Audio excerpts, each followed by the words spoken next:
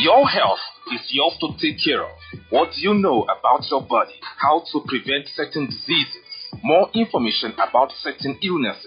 We have got you covered. On this program, we bring doctors of different specialties to educate us about our health. Listen to Clean Bill on 92.1 Vision FM, Thursdays, 11 a.m. and you are sure to get a clean bill of health.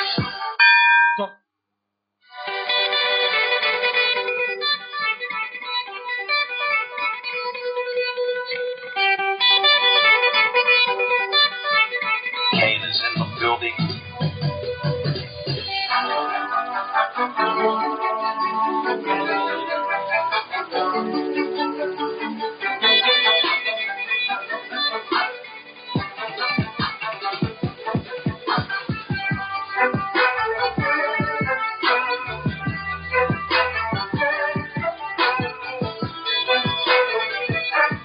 A lovely morning to you once more again. This is Clean Bill right here on Vision FM 92.1, your community friendly radio.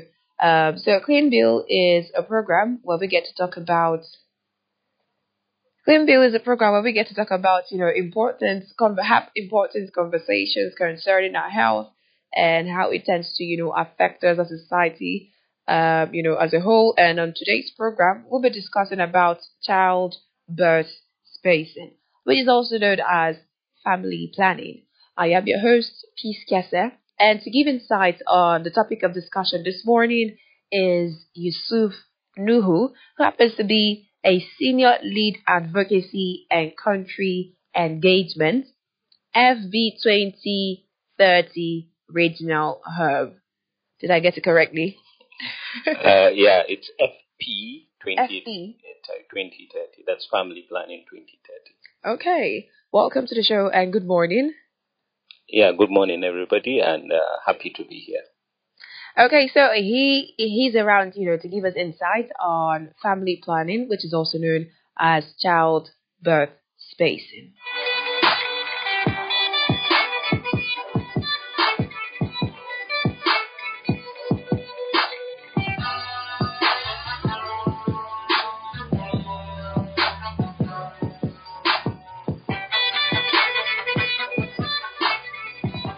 So we'll just go right into the conversation today. And let's start with the big question. What is family planning to begin with? Well, a childbirth spacing, yes. Let's use the term childbirth spacing. What is it and why is it so important? Now, okay, thank you very much for that question. And I like the way you move between family planning and childbirth spacing. In some context, we go with childbirth spacing to be, culturally appropriate and say family planning, but the two are one and the same. So family planning is a mechanism that allows, individuals and families to have their desired number of children and their spacing through the use of contraceptives, but most importantly, to something that's a little bit less talked about, which is also through treatment of infertility. All is encompassing in family planning. And the second part of your question, you said, why is it important? Yes, it is very important. First, I must say, taking the rights-based approach that, health, is a human right, and family planning contributes to the attainment of that human right. But more broadly, there are quite a number of benefits for, using family planning, be it for health reasons, for economic reasons, and I can break down a few of them. If you take, for instance, the mother, her health and well-being is, really important to the family, and family planning, contributes to reduction of health risks associated with frequent childbearing, the mothers are able to, recover in between births if they are well spaced, and as such, it enhances maternal health and reduces complications that are associated with pregnancy and childbearing. Of course, it also empowers the woman to, take charge of her reproductive health, as well as other things, being able to further her education. With the spacing, she can also be able to, be more productive and, contribute to the economy of her family and society and that. And more broadly, it also supports contribution to economic growth of the nation. And one thing that is also a very, very big health challenge for, many countries around the world is the issue of maternal mortality and infant mortality. Family planning also contributes to reduction of maternal mortality and infant mortality. And then lastly, stability of the environment and ecosystem, because it also helps when children are spaced and all of that. In the long run, it contributes to reduction on the pressure we put on the environment, and as such contributes to environmental stability. So there are so many benefits for using family planning. What about the emotional and financial aspect of it? You spoke about the emotional part, for the woman, but then not for the man. Like, I didn't hear you say, any benefit in regards to the man. I'm not trying to I'm not trying to do that stereotype. No. But then, what about the emotional and financial aspect of financial family planning, the benefits to the family? Well, earlier I mentioned the fact that the woman can pursue education or pursue some trade or work that she does, and she being able to do that also contributes to the economy of the family. If it contributes to the economy of the family, I'm sure every man would have a lot of benefits, there, having somebody that is productive and helping, the family with something, putting less pressure on, if you may say, the man's pocket. And I'm sure a lot of men will be happy, to hear that there's something that is, reducing the pressure, to their pocket. But in general, I mean, to be able to have children that you can adequately, take care of, build into upright citizens in society, they will also be the apple of your eye. So if you mention emotionally, I think every man would want to see that offsprings that you are bringing into the world are being taken care of and are able to fulfill their potentials in the long run. Okay, now you made mention this might be like me going backwards. We're meant to be headed forward, but then you said cultural misappropriation, family planning, childbirth spacing. Could you enlighten me? Because I remember the very first time I wanted to have this conversation, and then a colleague of mine was like, "You are not meant to use the family planning. Instead, go for childbirth spacing." But then I was not able to actually ask her, why. And then you made mention of something earlier this morning, not quite long. So I'd like you to enlighten me, the audience too. Oh, absolutely. Like I mentioned in the beginning, family planning, childbirth spacing, are the same thing. Most of the time I mentioned that the people that first brought this, to our nation, our communities, they did a fantastic job. However, there's a little bit of gap that was not, really addressed in my view, which is understanding exactly what this is. Because anytime you go into a place and mention family planning, the first thing that comes to people's heads and minds is population control. Really? Yeah, but that's not what family planning is, really about. And as such, we go with, childbirth spacing, which, it makes it easier for, people to understand, especially in a lot of our communities, in for example, northern Nigeria, we use childbirth spacing.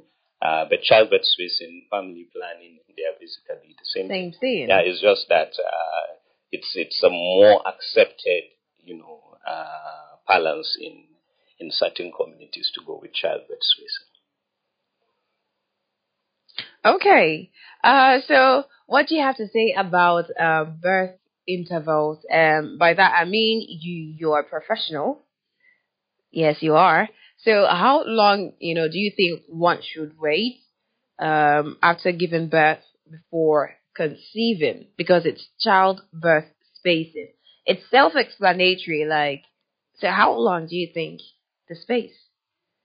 Okay, so I think a period of anything from 24 months is to have the next birth is good enough for spacing the frequency of children a woman should have, because it's enough time to be able to recover from the previous birth and be ready to be able to deliver the next one.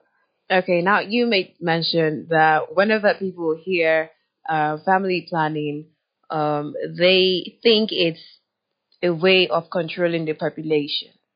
Now, this brings me to my next question. I know we actually had this conversation off the mic, and with the economic situation in the country, yeah, would you advise anyone to even think about family planning? I'm not done yet. I'm not done. So, our country's recent data of out of school children that we have in our country is quite alarming. Though we have different results, some results are saying 10 million, 18 million, and some are saying 10.5, and some said over 17.8 million out of school children. Nevertheless, millions of out of school children out there. So, would you advise parents to actually, think about, give a second thought about family planning or childbirth spacing? Okay, thank you very much, and I'm glad you still ask this question. Nigeria is quite huge. It's the population is over 200 million, and we're projected to be almost double that by 2050. But importantly, anybody that goes out there are a lot of things that hit us. One of those things are those out of school children. You drive in traffic, you see children, sometimes even 5-year-olds, 7-year-olds, begging at traffic lights. These kids are supposed to be in school and things like that. However, to respond to your question, whether I will advise anybody to take family planning, first we must, state the fact that things like family planning are a rights, issue. So, individuals' rights must be respected, and their choices must also be respected. However, having children that we cannot cater for, in any way you look at it, socio-culturally, I think it's not right.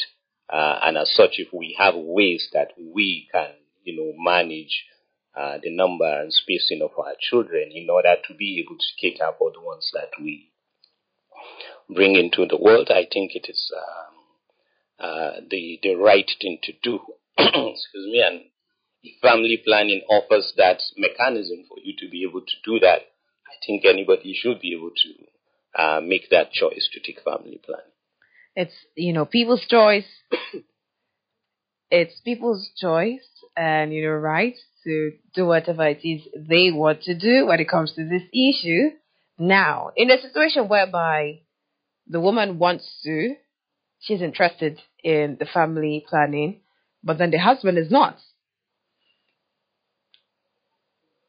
So in that situation, what would you advise the woman do? Do you think that this decision, when it comes to childbirth spacing, is it a decision that is carried out by just the woman or by both partners? Because I've heard stories, I've seen people having issues over, oh, I don't want to have kids no more, but then I want to have kids.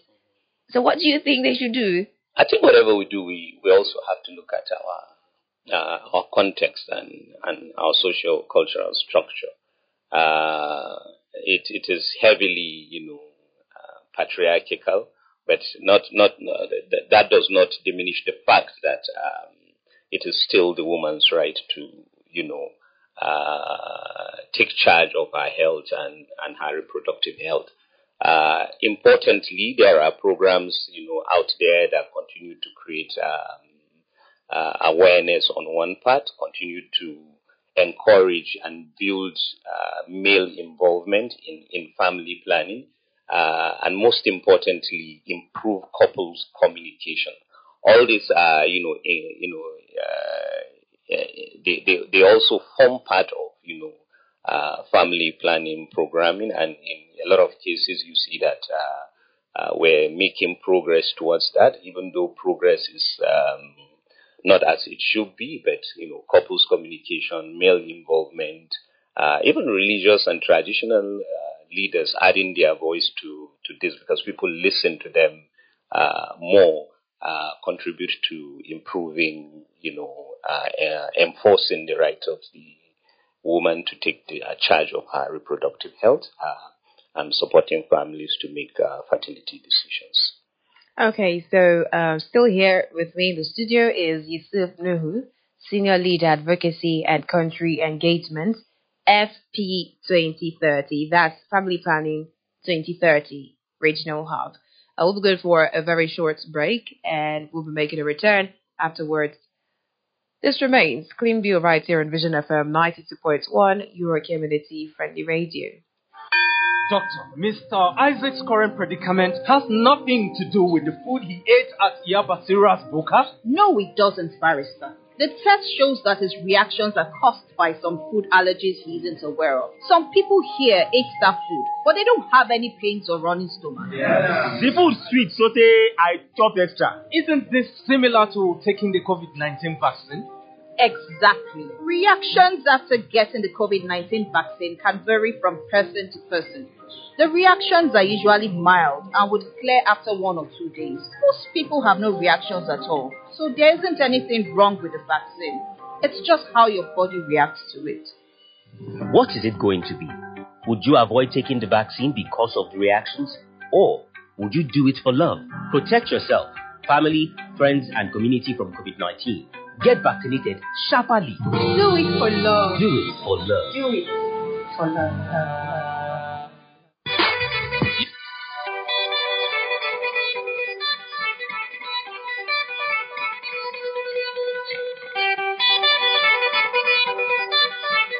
Kane is in the building.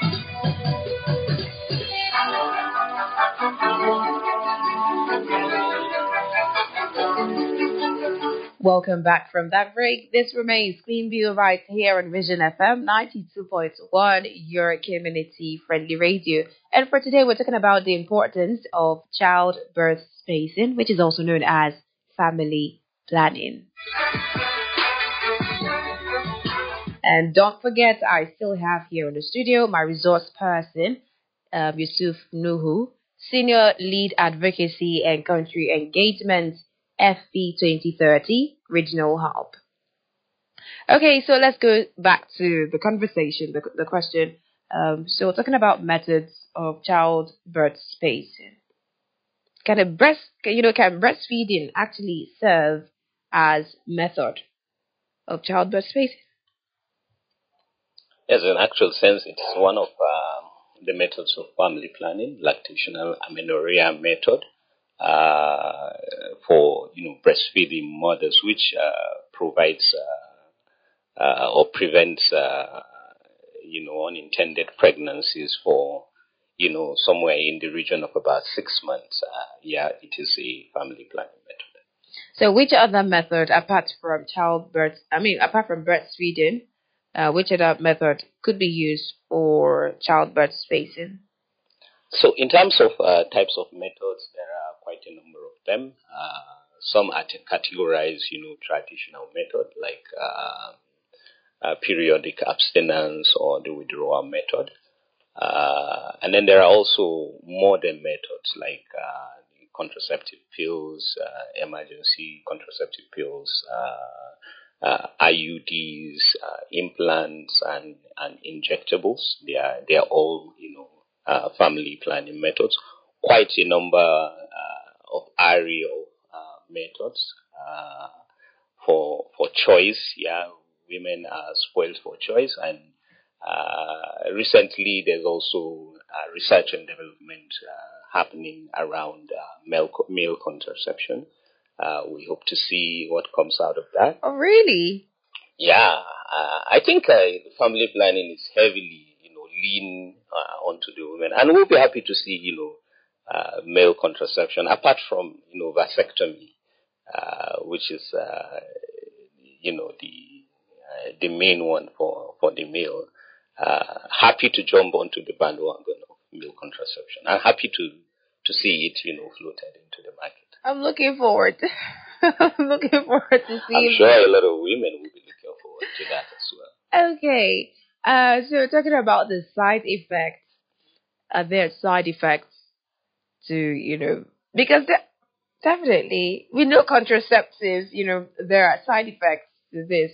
So, the methods you made mention of, I heard you say there is a traditional method and then IUDs.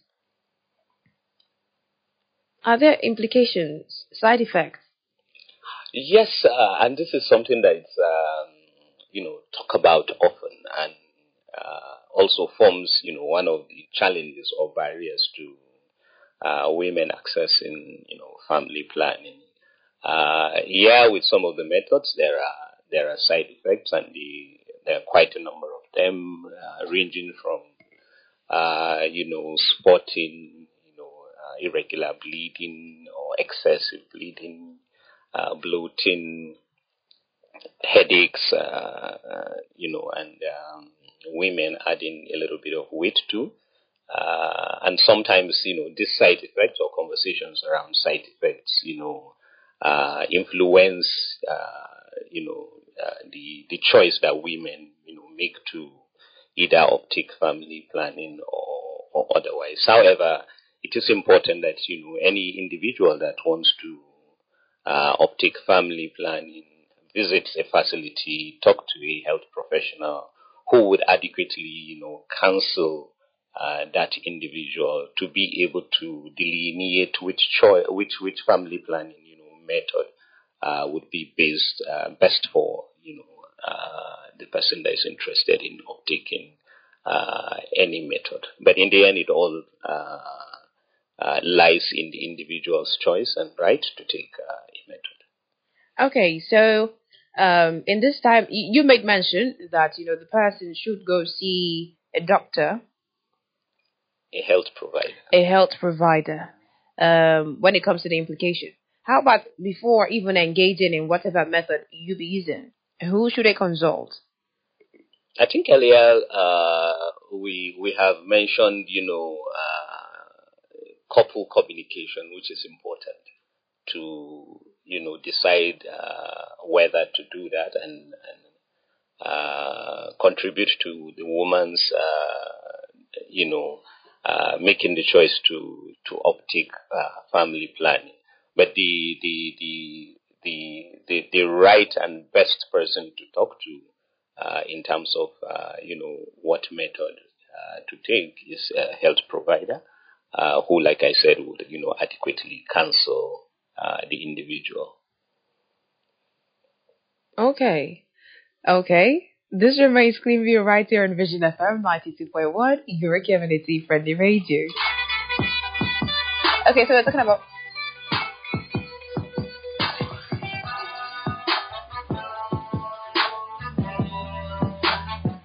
Okay, so you said you are with senior lead. You are a senior lead advocacy and with country engagement, family planning Senior 2030. lead, it's such a long designation. Senior lead advocacy and country engagement, FP 2030.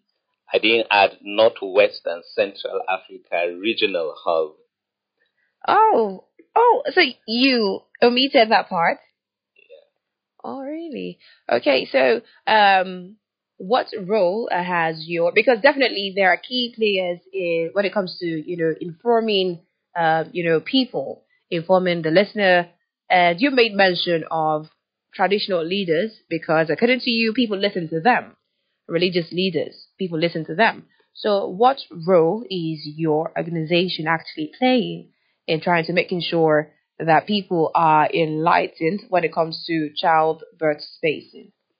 Okay, so FP 2030 in general is the sole, global partnership that it's a partnership that is solely focused on family planning, and it's the only one globally. Like I mentioned, we have a regional hub here that provides technical assistance to commitment-making countries in Northwest and Central Africa, region. Nigeria is one of our prioritized countries alongside DRC. Why? Because these two countries have the largest population, but also have French-speaking countries that we provide technical assistance to. In terms of how we operate, we work with various stakeholders, including civil society organizations, religious leaders, the media, private sector, and government to place family planning at the center of global health as well as development. So, as part of some of the things we do, we work with religious leaders, like I mentioned, and provide a platform via which capacities will be built for them to be able to take the message down to the communities to create awareness amongst individuals and families about the importance of family planning. We also work with civil societies, and civil society is a sector that can hold government accountable to what they commit to and their responsibilities, but also to be able to advocate for family planning alongside other health issues. So if I were to give a specific example, next week the Nigeria Family Planning Conference, holds, and FP 2030 is, going to be participating heavily. The FP 2030 leadership is going to move to Nigeria from DC, as well as the board members that are located globally to hold FP 2030 board meeting in Nigeria while also participating in the Nigeria Family Planning Conference. At the conference, if I take the Interfaith pre-conference, this is where we have a platform to engage with religious leaders and how some of them have been contributing to,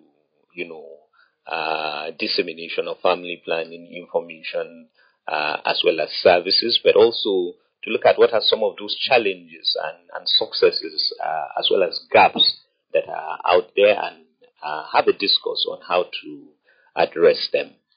Beyond that, during the main conference, FP 2030 is holding a plenary around high-impact practices for family planning.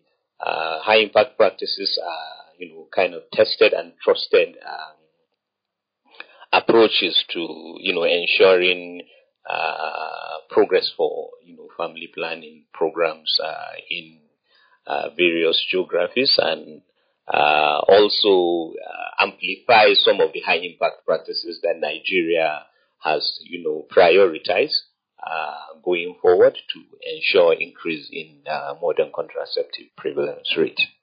Okay.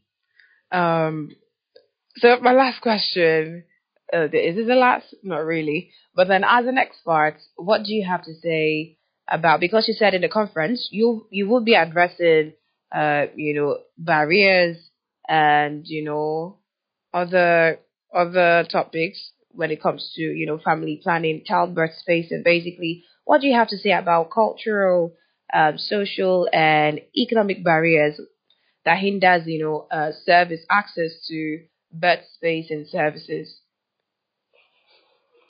Okay, so if you take some of those social cultural barriers, like I mentioned, we're working with religious leaders, traditional leaders to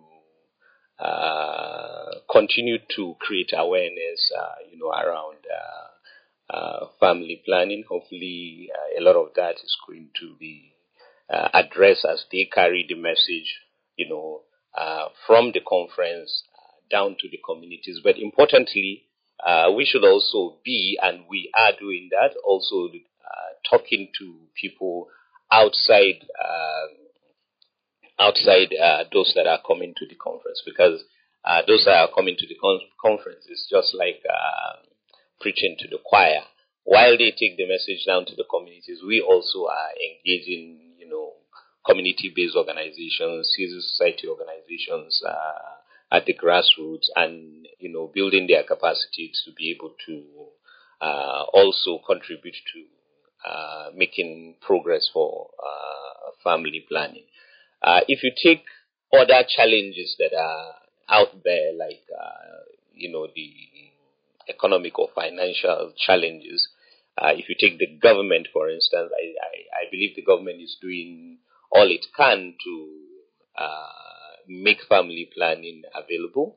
Most recently, an approval was given for the release of $4 million for purchase or procurement of commodities, which we must applaud the government, for that.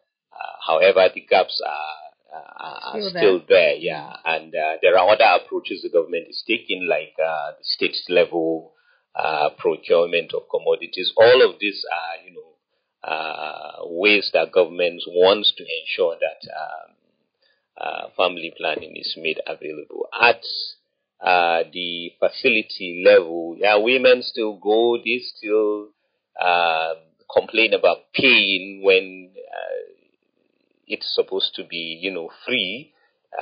So a lot that the government has to do to ensure that that gap is bridged, so that women access family planning free, as it is called. Okay. So what's your word of advice to the listener today? Well, my word of advice to every listener, out there would be family planning is, very important to the individual, to the community, to the nation at large. And it is important that we make those right choices around whether, when, how many, and how frequent we have children, because it has implications on the individual, your spouse, your community, and the nation at large. So let's make those right choices. Okay, so that has been Yusuf Nuhu, Senior Lead Advocacy and Country Engagement, FP 2030 Regional Hub. Thank you very much for being around today. Thank you very much. We'll be happy to be here anytime. Okay, so with that, we've come to the end of the today's edition of Clean Bill right here on Vision FM 92.1, your community friendly radio. Remember, family planning is a personal journey, and with the right information and support, you can make the best decisions for your health, your well-being, and your family. Stay informed, stay empowered, and take care of yourselves. A repeat broadcast of Clean Bills, today's edition, will be brought away on Saturday by 7 a.m. But until then, do have yourself a lovely day. Stay tuned. The 12 p.m. bulletin will be coming your way through. Your health is yours to take care of. What do you know about your body? How to prevent certain diseases? More information about certain illnesses? We have got you covered. On this program, we bring doctors of different specialties to educate us about our health. Listen to Clean Bill on 92.1 Vision FM, Thursdays.